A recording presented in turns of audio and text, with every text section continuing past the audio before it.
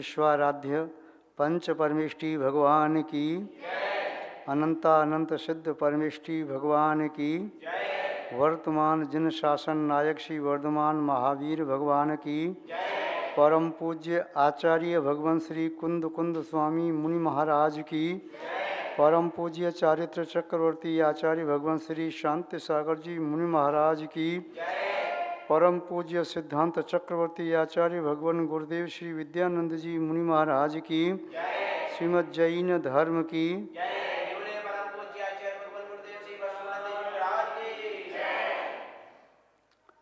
जैनम जयतु शासनम विश्व कल्याणकारकम।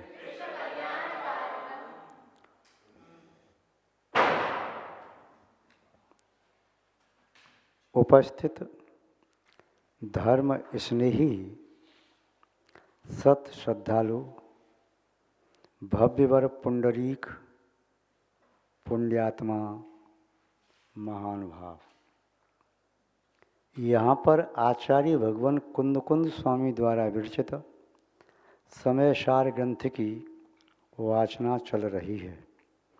वाचना में जीवाधिकार नाम का द्वितीय अधिकार चल रहा है, जिसमें आचार्य महोदय जीव के स्वरूप को और अजीव के स्वरूप को व्यवहार नय और निश्चय नय दोनों नयों का आलम्बन लेकर के मंद बुद्धि शिष्यों को प्रतिबोध देने के लिए समझाने का सम्यक पुरुषार्थ कर रहे हैं। हर शिष्य मेधावी नहीं होता, मेधावी शिष्य बहुत कम होते हैं। फिर ये पंचम काल है, इस पंचम काल में प्रज्ञा यानी बुद्धि या ज्ञान हिरासमान अवस्था को प्राप्त है। यह कोई उत्सर्पणी काल नहीं जो वृद्धि को प्राप्त होता हुआ चले, अवसर्पणी काल है। दूसरी बात ये है, आचार्य महोदय जीव अधिकार को, अजीव अधिकार को व जीवाजीव अधिकार को यहाँ जो समझा रहे हैं, आपको लग रहा है बार बार उसी विषय को जैसे कह रही हूँ। कहीं ऐसा तो नहीं पृष्ठ पेषण हो रहा हो, पिसे हुए आटे को पुनः पीसना, सिकी हुई रोटी को पुनः सेकना, या एक कार्य को एक बार पूरा करने के उपरांत पुनः उसे बार बार करना। जैसे कोई विद्यार्थी एक ही कक्षा में 3 साल लगातार पढ़े और तीनों साल पास भी हो गया, फिर भी कहता है मैं चौथी साल भी पढ़ना चाहता हूँ इसी कक्षा में। कोई कहेगा भाई आपका दिमाग तो ठीक ठाक है ना, 3 बार एक ही कक्षा में पढ़ने के उपरांत चौथी बार भी आपका उसी कक्षा में पढ़ने का मन है, ऐसी क्या विशेषता है? जो विशेषता उसे समझ में आ रही है, अनुभव में आ रही है, शायद अन्य देखने वालों को समझ में नहीं आएगी। आचार्य महोदय कुंद कुंद स्वामी जी यहाँ पर जीव और अजीव के बारे में इतना विश्लेषण कर रहे हैं, अनेक प्रकार के नए का आलम्बन लेकर के, अनेक प्रकार के उदाहरणों के माध्यम से। राजा जा रहा है, सेना सहित है, तब भी राजा कहा जा रहा है व्यवहार से, राजा तो अकेला है। कहीं कहा वर्ण आदि जीव के नहीं हैं, गुणस्थान आदि जो विभाविक परिणति जीव की नहीं है। फिर कहा हाँ जीव के भी ये हैं, व्यवहार की अपेक्षा से हैं, नितांत मिथ्या नहीं है, निश्चय से ये नहीं है। इसी बात को बार बार पुष्ट कर रहे हैं। आप जब कक्षा में पढ़ते थे, स्कूल में पढ़ते थे, तो अपने पठित विषय को जो कक्षा में आपको पढ़ाया जाता था, एक बार पढ़ कर के पुस्तक बंद करके एग्ज़ाम दे आते थे क्या?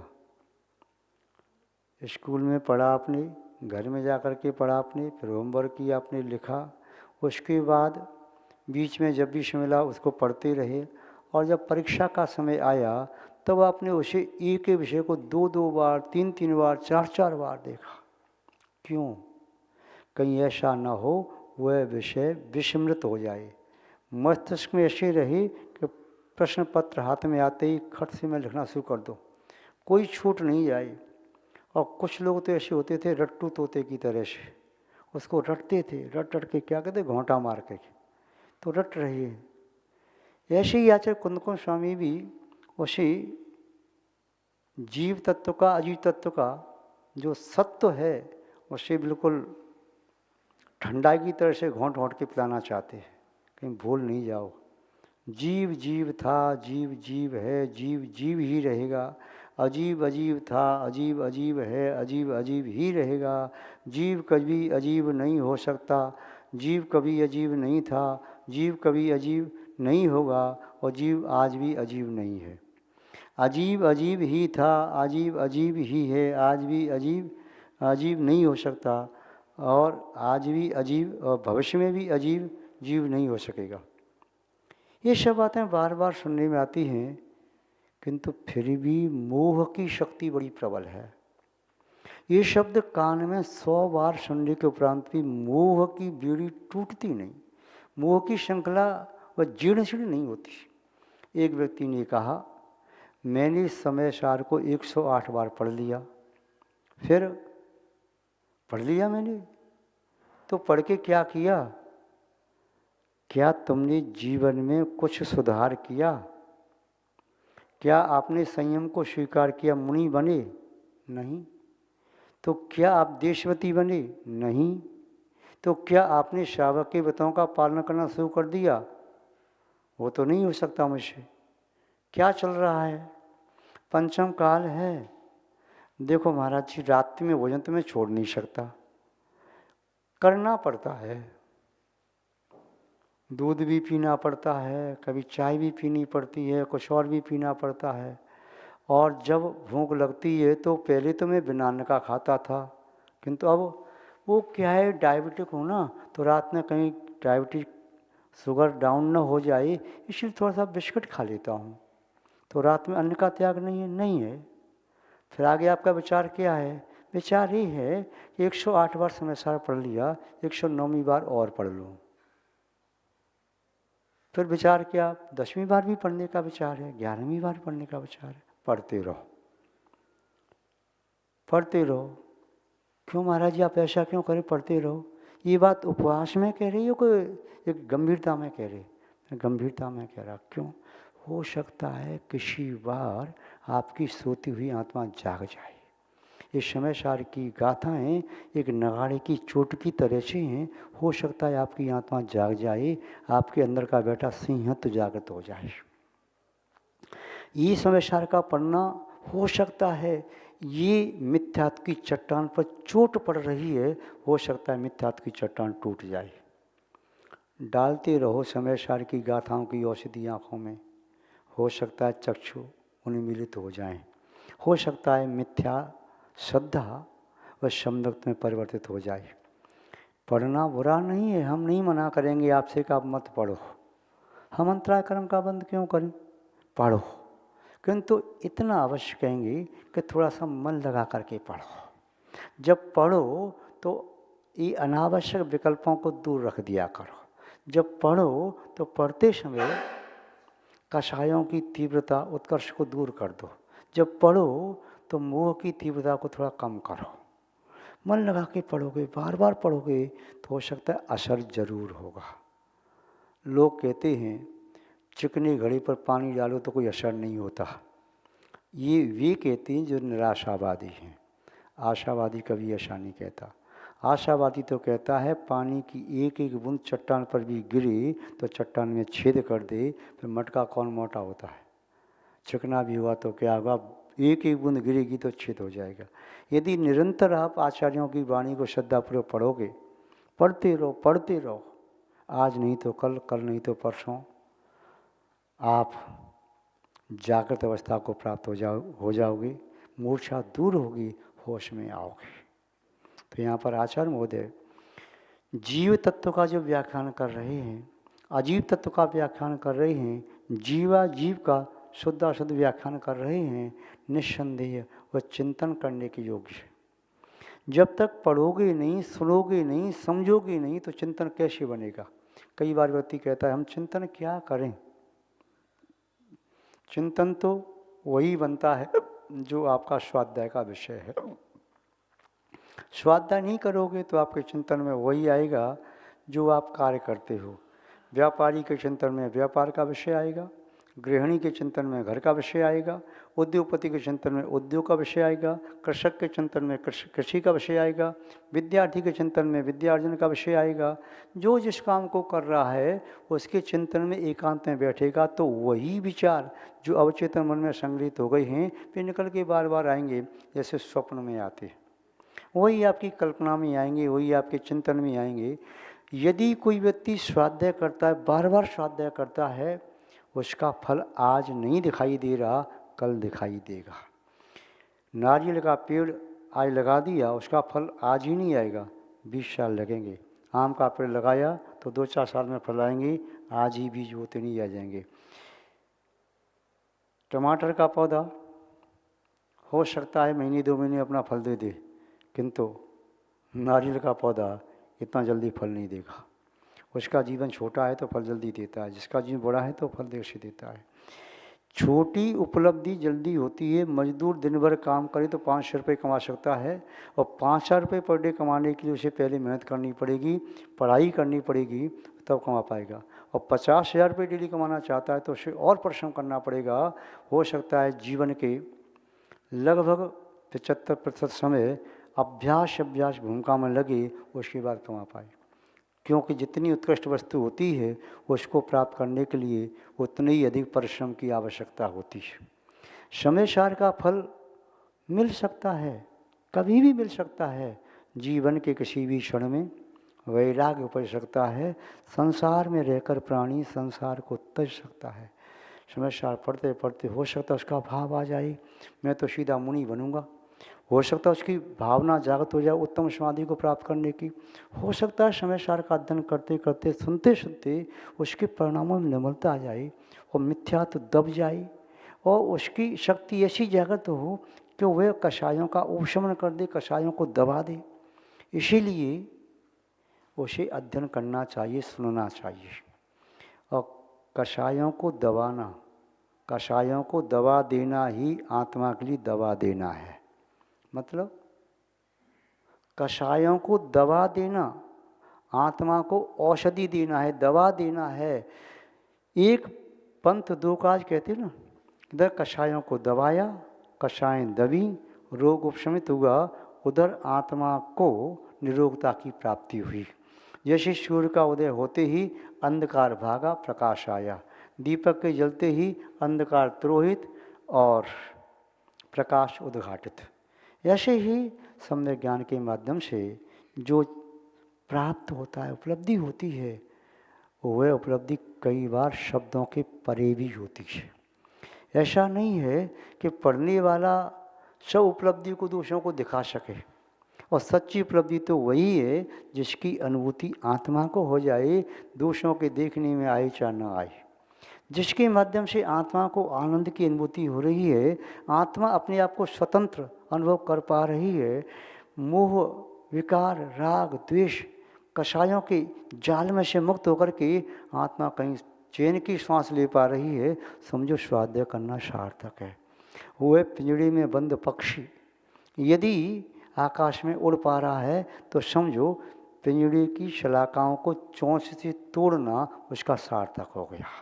तो ये समय सार की गाथाएं हैं, ये स्वाध्याय हो सकता है आपकी मोह की शलाकाओं को तोड़ने में निमित्त बन सकती है। आचार्य महोदय पुनः पुनः यहाँ पर जीवाजीव अधिकार के माध्यम से उसी बात को कह रही हैं कि जीव क्या है और अजीव क्या है, बार बार समझाने की भूल नहीं जाना। जैसे माँ या पिताजी, जब बेटा घर के बाहर जाता है तो क्या कहते हैं, बेटा सावधान रहना, रोड क्रॉस करना तो दूसरे दोनों ओर देख लेना, अपनी बाएं हाथ पर चलना, और किसी से झगड़ना नहीं करना, किसी से फील बातें नहीं करना, किसी की बातों में नहीं आ जाना, बहकावी में नहीं आना, और अपनी समय पर घर आ जाना, और पैसे संभाल के रखना कहीं जेब नहीं कट जाए। ठीक है बेटा, ध्यान रखना ना जो आपको बताया। पैसे कहाँ रखे? जेब में रखे। अच्छा, पूरे एक साथ नहीं रखना, कुछ सूटकेस में रखो, कुछ वहाँ रखो। फिर बेटा ध्यान रखना, अब बेटा माना कि 60 वर्ष का भी हो गया और पिताजी 80 वर्ष के हो गए या 80 वर्ष के आसपास की हो गई, तब भी बेटे को समझा रही। उनका बेटा केवल अपने बेटे का पिता नहीं बना, अपने पोते का बाबा भी बन गया, तब भी उसके माता पिता उसे बेटा ही कह रहे, समझा रहे। वह कहता है माँ मैं इतना भोला भाला नहीं रहा, अब आपको समझाने की आवश्यकता नहीं। तो माँ कहती बेटा मैं जानती हूँ, मैं जानती हूँ तू समझदार है, किंतु मेरे मन की, मेरे अंदर की ममता नहीं मानती, ये समझाती है। ममता को मैं रोक नहीं पाती, इसलिए मैं समझाती हूँ बेटा सावधानी से जाना, अच्छे से जाना, ऐसे करना, ऐसे करना। ऐसे ही जिनवाणी माँ की ममता है, ऐसे ही हमारी आचार्य भगवान कुंदकुंद स्वामी की अंदर की करुणा बुद्धि है।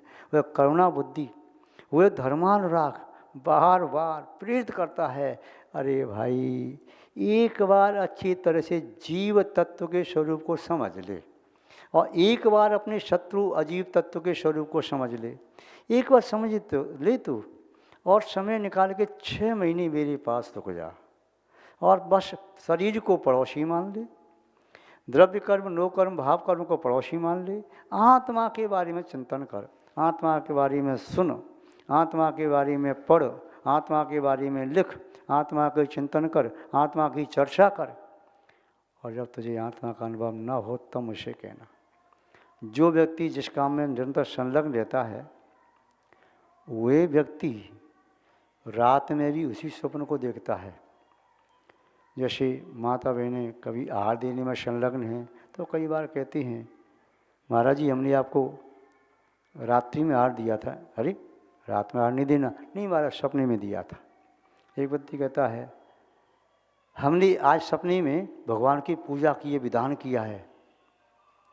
कोई बात नहीं, स्वप्न में आपने किया होगा, तो दिन में आपने किया था, वही संस्कार आपके जागृत हो गए। तो जब आप आत्मा का चिंतन करोगे, स्वाध्याय करोगे, सुनोगे, पढ़ोगे, चिंतन करोगे, याद करोगे, लिखोगे, दूसरों को सुनाओगे, वही चर्चा करोगे, बार बार वही चर्चा करोगे, तो आपके संस्कार सुदृढ़ हो जाएंगे। जब किसी भाषा पर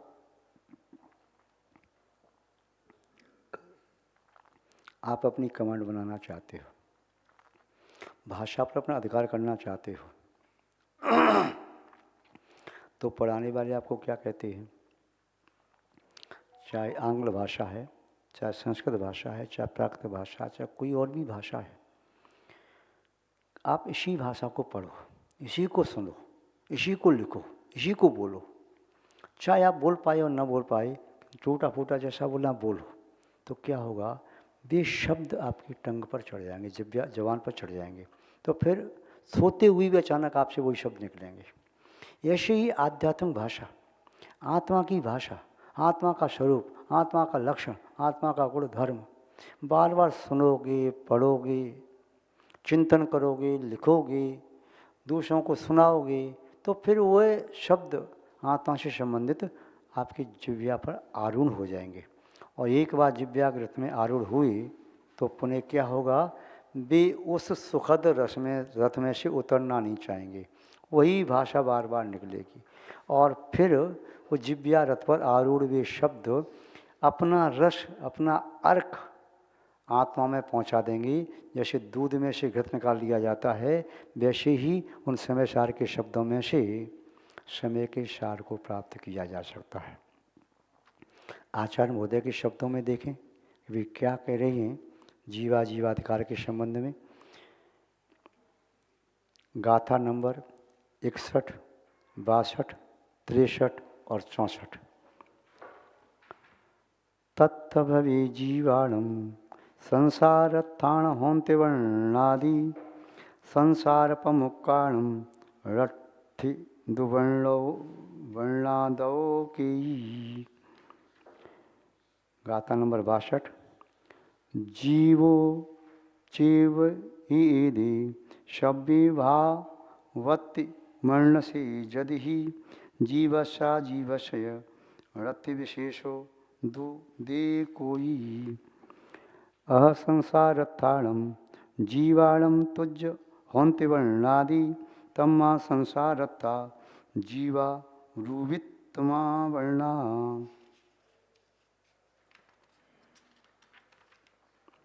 एवं पोगलदब्बम जीवो ते लक्षणीण मूणमदि ऋबाण मुमगदो विय जीवतम पोगलोपत्तो।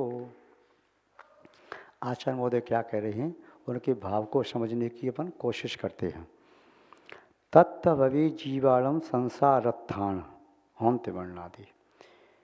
आज आप और हम सब संसारी जीव हैं, संसार में परिभ्रमण कर रहे हैं, और हम और आप इसका स्वाध्याय कर रहे हैं, आत्मा के शुद्ध स्वरूप को प्राप्त करना चाहते हैं। इसलिए आचार्य महोदय ने कहा कि तत्वभवे जीवाणम संसारत्थान होन्ते वर्णादि। संसार अवस्था में जो भव भ्रमण कर रहा है जीव, उन सभी जीवों के होन्ति वर्णादि वर्ण आदि होते हैं। स्पर्श रस गंध वर्ण, यद्यपि ये पुद्गल के गुण हैं, पुद्गल के लक्षण हैं, किंतु फिर भी संसार अवस्था में जीव के साथ अजीव मिल गया है, पुद्गल मिल गया है, तो ये व्यवहार से जीव के भी लक्षण कह दिए, जीव के भी होते हैं, ऐसा मान लिया व्यवहार से। संसार प्रमुख कारण, किंतु संसार से प्रमुक्त जो हो चुके हैं, मुक्त हो चुके हैं, संसार से पार हो चुके हैं, रथ दु वर्णों के, उन जीवों के वर्ण आदि कुछ भी नहीं है। आपने पूर्व गाथाओं में देखा था, वर्ण आदि के संबंध में आचार्य महोदय ने बड़ी विस्तार से व्याख्याएं की कि वर्ण आदि जो हैं जीव के लक्षण नहीं है, यह भी नहीं है, यह भी नहीं है, किंतु बाद में एक गाथा में ये भी कह दिया कि व्यवहार से सब होता है। यहाँ पर भी उसी बात को पुनः सारांश रूप में कह रहे हैं। द्वितीय अधिकार के उपसंहार की ओर हम बढ़ रहे हैं, तो आचार्य महोदय कह रहे हैं कि व्यवहार ने की अपेक्षा से संसार दशा में, संसार की अवस्था में ये जीव के वर्ण आदि हैं, ऐसा मानने में कोई दोष नहीं, किंतु निश्चय से जीव में कोई वर्ण रसगंध आदि कोई भी विभाव प्रणति नहीं है। कोई शुद्ध निश्चय ने विभाव प्रणति को किंचित भी स्वीकार नहीं करता। आगे आचार्य महोदय ने कहा, जीवो चेव ही एदे शब्द भावति मरण से यदि ही यदि निश्चय से जीवो चेव ही एदे, एदे शब्द भाव इस प्रकार जीव में ही हैं, ऐसा आप मानते हो। हे भव्य जीव, यदि आप ऐसा मानते हो, एदे शब्द भावा, ये सभी भाव जीव में ही है, ये भी जीव ही है, यदि ऐसा मानते हो तो क्या हानि हो जाएगी। जीवस्या जीवस्य रत्य विशेषो दो दे कोई। जीवस्य अजीवस्य, जीव और अजीव के रत्य विशेषो, कोई विशेषता नहीं रहेगी, वह जीव और जीव दोनों एक हो जाएंगे। क्योंकि जीव का लक्षण यद्यपि अलग था, किंतु आपने पुद्गल के लक्षण को जीव का लक्षण मान लिया, तो फिर जीव भी पुद्गल हो गया, और पुद्गल का लक्षण जो शाश्वत है वो तो है ही। तो पुद्गल का लक्षण आप पुद्गल में मान रहे, ठीक है, किंतु उसी लक्षण को आपने यदि जीव में भी मान लिया तो जीव भी पुद्गल हो गया। जैसे जो क्षत्रिय का लक्षण है, वही लक्षण आपने एक शूद्र का मान लिया, तो दोनों में कोई भेद नहीं रहा। जो लक्षण संयमी का है, वही लक्षण असंयमी का मान लिया, तो कोई भेद नहीं रहा। जो लक्षण धर्मात्मा का है, उसी लक्षण को अधर्मी का मान लिया, तो कोई भेद नहीं रहा। तो यहाँ पर कहा कि जीव और पुद्गल दोनों अलग अलग जाति के, पृथक पृथक जाति है, दोनों की जाति अलग अलग है, दोनों एक नहीं है। फिर आप दोनों को एक क्यों कह रहे। श्वान श्वान है और सिंह सिंह है। सिंह का जो लक्षण है वो सिंह में है, श्वान का जो लक्षण है श्वान में, दोनों के लक्षण अलग अलग हैं। किंतु कभी कदाचित कह दिया कि सिंह कैसा होता है, अरे श्वान जैसा होता है, बड़ा होता है, ऊंचा होता है, ये कह दिया, किंतु ऐसा है नहीं। श्वान का पराक्रम उतना नहीं हो सकता जो सिंह का है। आकृति की अपेक्षा से सिंह कैसा होता है, बिलाव जैसा होता है, किंतु बिलाव बिलाव है और सिंह सिंह है। बिलाव के जो लक्षण हैं वे लक्षण सिंह के नहीं, जो सिंह के बिलाव के नहीं। कथनचित वाह्य आकृति को देखे कह दिया वो अलग है। इसलिए आचार्य महोदय कह रही हैं कथनचित आपने जीव में स्पर्श रसगंध वर्ण आदि मान लिए, व्यवहार से मान लो संसारी अवस्था में, किंतु निश्चय से जीव का लक्षण अलग है, अजीव का लक्षण अलग है। अजीव के लक्षण कभी जीव के लक्षण नहीं हो सकते और जीव का लक्षण कभी अजीव का लक्षण नहीं हो सकता। यदि आप ऐसा मानते हो, अह संसार अर्थान जीवाणु तुज होन्ते वर्णादि, हाँ जो 62वीं गाथा में कहीं इसको 63वें द्वारा पुष्ट कर रहे हैं। अह संसार अवस्था में जीवाण तुझ होन्ते वर्ण आदि, यदि जीव में ये वर्ण आदि आप स्वीकार करते हो, मानते हो, तो तम्मा संसारता जीवा रूपितमा वर्णा, फिर तो ये जीव रूपी हो जाएगा। संसार अवस्था में जीव रूपवान है, रसवान है, गंधवान है, स्पर्शवान है, ऐसा हो जाएगा। और यदि ऐसा हो जाएगा तो बताओ फिर पुद्गल क्या रहेगा। जैसे कोई व्यक्ति कहे कि जो मुक्त जीव सिद्ध परमेष्टि है ना, उनके पास भी कर्म है हमारी तरह से, वे भी कर्मों से बंधे हैं, तो फिर मुक्त में और संसारी जीव में क्या अंतर रह जाएगा। अंतर तो दोनों अलग अलग है। मुक्त जीव की विशेषता है वे कर्मों से रहित हैं, संसारी की विशेषता है कर्मों से सहित हैं। ऐसे जीव की विशेषता है वह ज्ञान दर्शन चेतना से युक्त है, अजीव की विशेषता है वह चेतन शक्ति से रहित है। पुद्गल की विशेषता है उसमें स्पर्श रस गंधवर्ण पाया ही जाता है, अतः इन गुण को निश्चय से जीव के गुण लक्षण धर्म नहीं कहा जा सकता। आगे आचार्य महोदय इसी बात को और पुष्ट कर रहे हैं। एवं पोगलदब्बम जीवोतः लक्षणेन मूढ़मदि डिब्बाणमुपगदोभिय जीवत्तम पोगलोपत्तो। एवं इस प्रकार से पोगलदब्बम पुद्गल द्रव्य जीवोते लक्षणेन, जीव वह पुद्गल द्रव्य जीव के समान, जीव की तरह से लक्षण से सहित है। तो हे मूढ़मति, ये मूर्ख मूढ़धि, तो ये तो बता डिब्बाणमुपगदोभिय, निर्वाण प्राप्त करने पर भी जीवत्तम पोगलोपत्तो, फिर तो जीव भी पुद्गलपने को प्राप्त हो जाएगा और जो पुद्गल है वह जीवपने को प्राप्त हो जाएगा।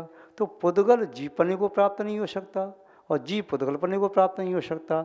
अब आप यदि कह रहे हैं कि यदि ऐसा हो जाता है, मान लो, तो क्या दिक्कत है। तो दिक्कत यही है, सबसे बड़ी दिक्कत हो कि पुद्गल के गुण धर्म लक्षण को आप जीव में मान रही हो, तो आपके पास जीव नाम की कोई चीज़ अलग से है ही नहीं। आप तो पुद्गल के किसी भाव को ही जीव कह दिया आपने और जीव को पुद्गल मान लिया, तो दोनों एक ही हैं। आपकी दृष्टि में जीव नाम की कोई चीज़ अलग से है ही नहीं। जो चैतन्य लक्षण से युक्त जीव होता है वह आपके पास है ही नहीं। आप पुद्गल को मान रहे हो, पर आपकी दृष्टि में पुद्गल का ही जन्म होता है, पुद्गल का ही मरण होता है, पुद्गल का ही मोक्ष होता है, पुद्गल ही निगल जा रहा है, फिर जीव तो कोई बचा ही नहीं। फिर आप 6 द्रव्य क्यों कहते हो? फिर तो 5 द्रव्य कहो। पुद्गल धर्म अधर्म आकाश काल, जीव तो आपके यहाँ बचा ही नहीं। यदि कहेंगे जीव तो है, कौन है जीव? जिसमें चेतना पाई जाती है।